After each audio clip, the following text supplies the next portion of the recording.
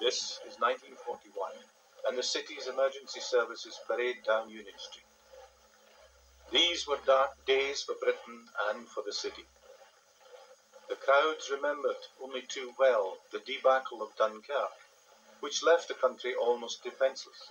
And although the RAF had supposedly won the Battle of the Skies, most of these servicemen and women had already seen action during the Luftwaffe's many raids on Aberdeen. A Czech squadron defended the city flying Hurricanes from Dice, but they were virtually powerless during night raids. Still, by 1941, the emergency services were at least relatively well equipped and prepared, a reassuring sight for the thousands of onlookers.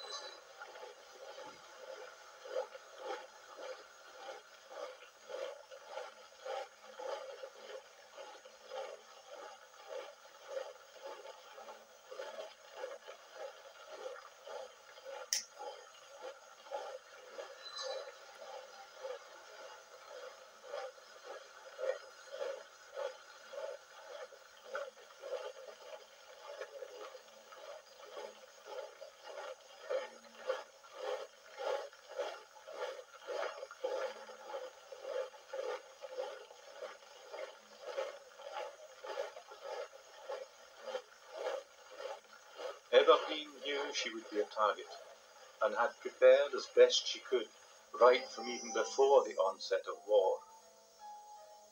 Here the authorities demonstrate a splinter-proof bomb shelter and the construction by the Territorial Army of a box girder bridge.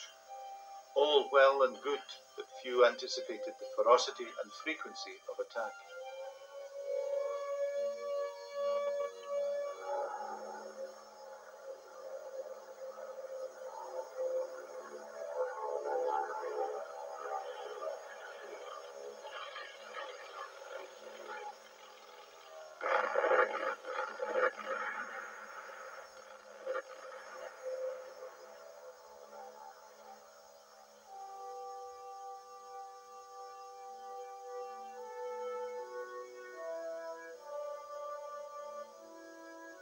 These pictures do not tell the full story.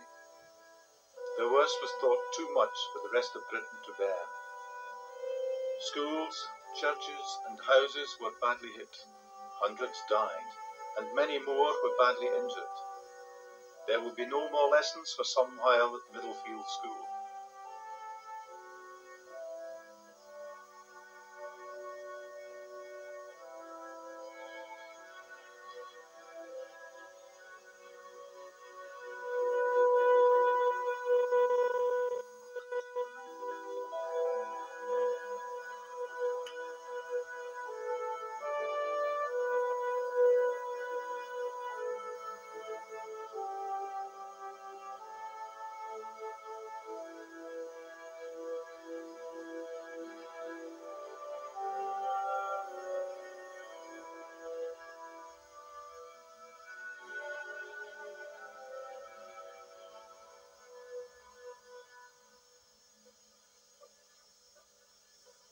Among other targets, the bombers aimed to destroy the docks and did hit one key strategic facility, the Neptune Bar.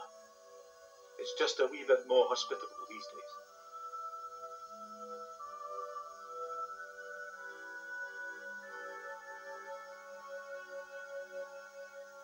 At least the Luftwaffe didn't have it all their own way, although many a skater or curling enthusiast must have bemoaned the fact that this Heinkel's last act of defiance was to destroy the ice rink. Despite the Luftwaffe's best efforts, Just as Aberdeen's shrapnel-marked granite walls refused to yield, the population spirit was never broken, and there were good times too. Here is a stay-at-home holiday event in Hazelhead Park.